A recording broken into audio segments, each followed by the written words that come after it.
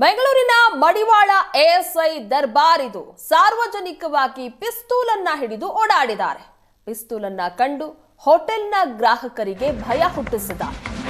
ಬೆಂಗಳೂರಿನ ಮಡಿವಾಳದ ಎಎಸ್ಐ ದರ್ಬಾರ್ ಇದು ಸಾರ್ವಜನಿಕವಾಗಿ ಪಿಸ್ತೂಲ್ ಅನ್ನ ಹಿಡಿದು ಓಡಾಟ ಮಾಡಿರೋದ್ರಿಂದಾಗಿ ಪಿಸ್ತೂಲ್ ಅನ್ನ ನೋಡಿರುವಂತಹ ಹೋಟೆಲ್ ಗ್ರಾಹಕರು ಭಯ ಪಟ್ಟಿದ್ದಾರೆ.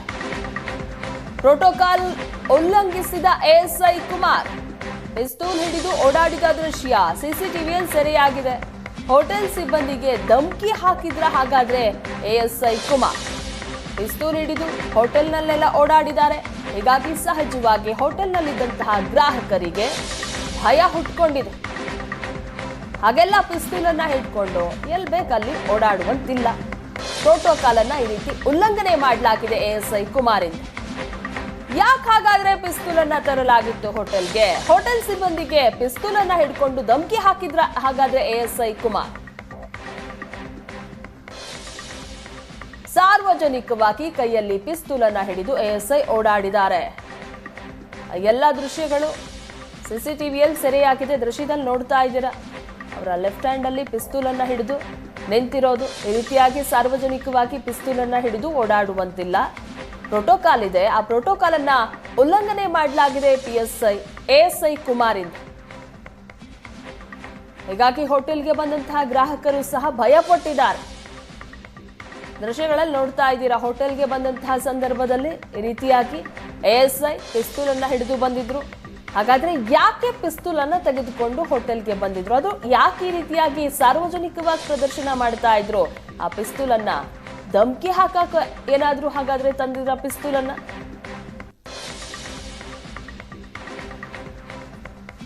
ಹೋಟೆಲ್ ಸಿಬ್ಬಂದಿ ಮತ್ತು ಎಎಸ್ಐ ಕುಮಾರ್ ಮಧ್ಯೆ ಮಾತಿನ ಚಕಮಕಿ ಸಹ ಆಗಿದೆ.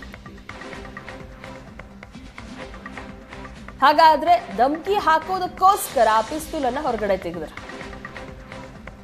ಪಿಸ್ತೂಲ್ ಹಿಡಿದು ಈ ರೀತಿಯಾಗಿ ಎಎಸ್ಐ ಓಡಾಡ್ತಾ ಇದ್ರೆ ಹೋಟೆಲ್ ಒಳಗೆ, ಹೋಟೆಲ್ಗೆ ಬಂದಂತಹ ಗ್ರಾಹಕರು ಸಹ ಭಯ ಪಟ್ಟಿದ್ದಾರೆ. ಸಾರ್ವಜನಿಕವಾಗಿ ಈ ರೀತಿಯಾಗಿ ಪಿಸ್ತೂಲ್ ಅನ್ನ ಹಿಡಿದು ಓಡಾಡುವಂತಿಲ್ಲ. ಹೋಟೆಲ್ನಲ್ಲಿ ಸಿಬ್ಬಂದಿ ಹಾಗೂ ಮ್ಯಾನೇಜ್ಮೆಂಟ್ ಮಧ್ಯೆ ಏನೋ ವ್ಯಾಜ್ಯ ಇತ್ತು. ಇದೇ ವಿಚಾರಕ್ಕೆ ಪೊಲೀಸ್ ಕಂಟ್ರೋಲ್ ರೂಮ್ಗೆ ಕರೆ ಮಾಡಲಾಗಿತ್ತು ಓರ್ವ ವ್ಯಕ್ತಿಯಿಂದ. ಕಂಟ್ರೋಲ್ ರೂಮ್ಗೆ ಬಂದ ಕರೆಯನ್ನ ಎಎಸ್ಐ ಕುಮಾರ್ಗೆ ವರ್ಗಾಯಿಸಲಾಗಿತ್ತು. ಅದಾದ ನಂತರ ಎಲ್ಲ ಬೆಳವಣಿಗೆ ಆಗಿರೋದು. ಪಿಸ್ತೂಲ್ ಅನ್ನ ತೆಗೆದುಕೊಂಡು ಬಂದಿದ್ದಾರೆ ಹೋಟೆಲ್ಗೆ ಎಎಸ್ಐ ಕುಮಾರ್. ಪಿಸ್ತೂಲ್ ಹಿಡ್ಕೊಂಡು ಹೋಟೆಲ್ಗೆ ಬರ್ತಾ ಇದ್ದಂತೆ ಅಲ್ಲಿ ಸಿಬ್ಬಂದಿ ಬಳಿಯಲ್ಲಿ ಮಾತಿನ ಚಕಮಕಿ ಸಹ ಆಗಿದೆ.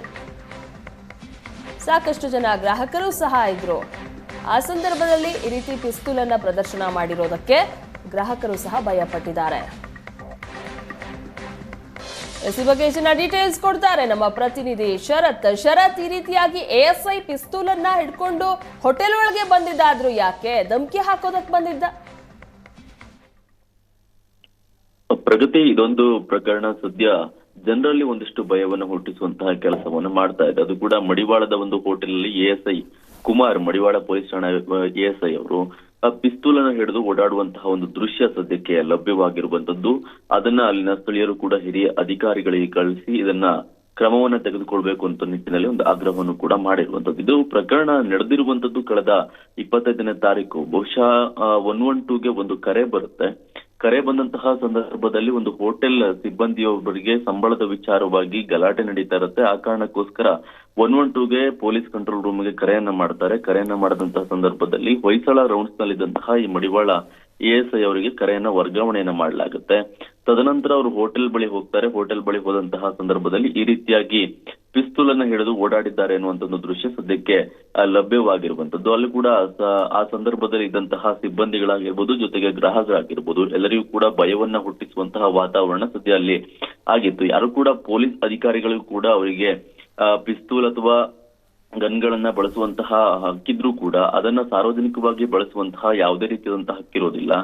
ಸದ್ಯ ಯಾವುದೇ ಒಂದು ದೊಂಬಿ ಅಥವಾ ಗಲಾಟೆ ಆದಂತಹ ಸಂದರ್ಭದಲ್ಲಿ ಅವರಿಗೆ ಏರ್ ಫೈರ್ ಮಾಡೋದಕ್ಕೆ ಅವಕಾಶ ಇರುತ್ತೆ. ಆದಾಗ್ಯೂ ಕೂಡ ಆತ್ಮರಕ್ಷಣೆಗೋಸ್ಕರ ಏರ್ ಫೈರ್ ಮಾಡೋದಕ್ಕೆ ಒಂದು ಅವಕಾಶ ಇರುತ್ತೆ. ಅದಲ್ಲದೆ ಈ ರೀತಿಯಾಗಿ ಕೈಯಲ್ಲಿ ಪಿಸ್ತೂಲ್ ಅನ್ನ ಹಿಡ್ಕೊಂಡಾಗಿರ್ಬೋದು ಅಥವಾ ಜನರಿಗೆ ಹೆದರಿಸುವಂತಹ ಕೆಲಸವನ್ನ ಮಾಡೋದಕ್ಕೆ ಯಾವುದೇ ರೀತಿಯಾಗೂ ಕೂಡ ಅವರಿಗೆ ಹಕ್ಕಿರೋದಿಲ್ಲ. ಆದ್ರೆ ಈ ರೀತಿಯಾಗಿ ASI ಕುಮಾರ್ ಯಾಕೆ ಮಾಡಿದ್ರು ಅನ್ನೋದು ಸದ್ಯ ಪ್ರಶ್ನೆ ಆಗಿರುವಂತದ್ದು. ಹೊಯ್ಸಳಕ್ಕೆ ಬಂದಂತಹ ಕರೆಯ ಸಲುವಾಗಿ ಸ್ಥಳಕ್ಕೆ ಹೋದಂತಹ ವ್ಯಕ್ತಿ ಈ ರೀತಿಯಾಗಿ ಯಾಕೆ ಕೈಯಲ್ಲಿ ಪಿಸ್ತೂಲ್ ಅನ್ನ ಹಿಡ್ಕೊಂಡು ಓಡಾಡಿದ್ರು, ಜೊತೆಗೆ ಯಾರಿಗಾದ್ರೂ ಕೂಡ ಸುಮ್ಮನೆ ಕೈಯಲ್ಲಿ ಪಿಸ್ತೂಲ್ ಅನ್ನ ಹಿಡ್ಕೊಂಡು ಓಡಾಡಂತಹ ಸಂದರ್ಭದಲ್ಲಿ ಪೊಲೀಸ್ ಅಧಿಕಾರಿ ಭಯ ಹುಟ್ಟುವಂತಹ ವಾತಾವರಣ ಎದುರಾಗೆ ಆಗುತ್ತೆ. ಈ ರೀತಿಯಾಗಿ ಗ್ರಾಹಕರಿಗೆ ಮತ್ತೆ ಸಿಬ್ಬಂದಿಗೆ ಭಯವನ್ನು ಹುಟ್ಟಿಸುವಂತಹ ಕೆಲಸವನ್ನ ಮಾಡಿದ್ರ ಎನ್ನುವಂಥದ್ದು. ಜೊತೆಗೆ ಇದಕ್ಕೆ ಸಂಬಂಧಪಟ್ಟಂತೆ ಹಿರಿಯ ಅಧಿಕಾರಿಗಳು ಕೂಡ ಸದ್ಯಕ್ಕೆ ಎಚ್ಚೆತ್ತುಕೊಂಡಿದ್ದಾರೆ. ಇನ್ನು ಪೊಲೀಸರು ವಿಚಾರಿಸಿದಂತಹ ಸಂದರ್ಭದಲ್ಲಿ ನನ್ನ ಬೆಲ್ಟ್ ಕಿತ್ತೋಗಿತ್ತು, ಆ ಕಾರಣಕ್ಕೋಸ್ಕರ ಪಿಸ್ತೂಲ್ ಅನ್ನ ಹಿಡ್ಕೊಂಡಿದ್ದೆ ಅನ್ನುವಂತ ಒಂದು ವಿಚಾರವನ್ನ ಸದ್ಯ ಹಿರಿಯ ಅಧಿಕಾರಿಗಳ ಮುಂದೆ ಕುಮಾರ್ ಹಂಚಿಕೊಂಡಿದ್ದಾರೆ ಎನ್ನುವಂತ ಒಂದು ಮಾಹಿತಿ ಇದೆ.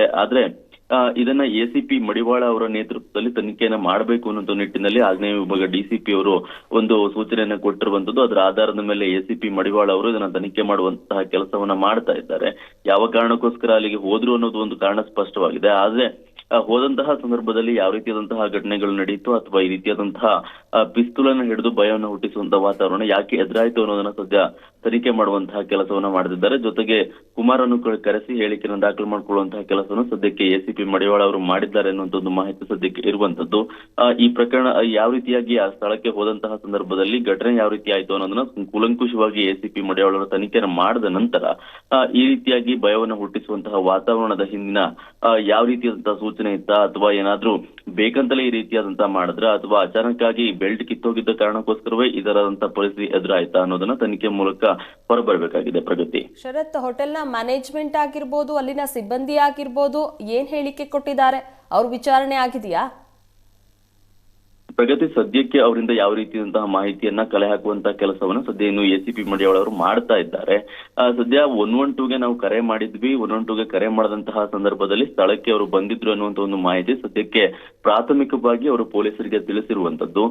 ಈ ರೀತಿಯಾಗಿ ಅಲ್ಲಿನ ಒಬ್ಬ ಸಿಬ್ಬಂದಿ ತನಗೆ ಆದಂತಹ ಒಂದು ಸಂಬಳದ ವಿಚಾರದ ಜಗಳಕ್ಕೋಸ್ಕರ 112ಗೆ ಕರೆ ಮಾಡಿ ತನಗೆ ಪರಿಹಾರವನ್ನ ಮಾಡಿಕೊಡ್ಬೇಕು ಅಂತ ಹೇಳಿ ಆತ ಕರೆಯನ್ನ ಮಾಡಿ ಕರೆಸ್ತಾನೆ. ಅಂತಹ ಸಂದರ್ಭದಲ್ಲಿ ಈ ಘಟನೆ ಆಗಿರುವುದು. ಅಲ್ಲಿನ ಕೆಲವೊಂದಿಷ್ಟು ಗ್ರಾಹಕರಿಗೆ ಭಯವಾದಂತಹ ಕಾರಣಕ್ಕೋಸ್ಕರ ಇದನ್ನ ಹಿರಿಯ ಅಧಿಕಾರಿಗಳಿಗೆ ತಿಳಿಸುವಂತಹ ಕೆಲಸವನ್ನ ಮಾಡ್ತಾರೆ. ಆದ್ರೆ ನಿಜಕ್ಕೂ ಅಲ್ಲಿ ನಡೆದದ್ದೇನು ಅನ್ನೋದು ಇನ್ನು ಕೂಡ ಪ್ರಶ್ನಾರ್ಥಕವಾಗಿರುವಂತದ್ದು. ನಿಜವಾಗ್ಲೂ ASI ಕುಮಾರ್ ಅವರು ಧಮಕಿ ಹಾಕುವಂತಹ ಕೆಲಸವನ್ನ ಮಾಡಿದ್ರ ಅನ್ನುವಂತ ಒಂದು ಪ್ರಶ್ನೆ ಸದ್ಯಕ್ಕೆ ಹುಟ್ಟುತ್ತಾ ಇರುವಂತದ್ದು. ಪೊಲೀಸ್ ತನಿಖೆಯ ಬಳಿಕ ಇದಕ್ಕೆ ಉತ್ತರ ಬರಬೇಕಾಗಿದೆ. ಪ್ರಗತಿ, ಥ್ಯಾಂಕ್ ಯು ಶರತ್, ನಿಮ್ಮೆಲ್ಲ ಡೀಟೇಲ್ಸ್ಗಾಗಿ.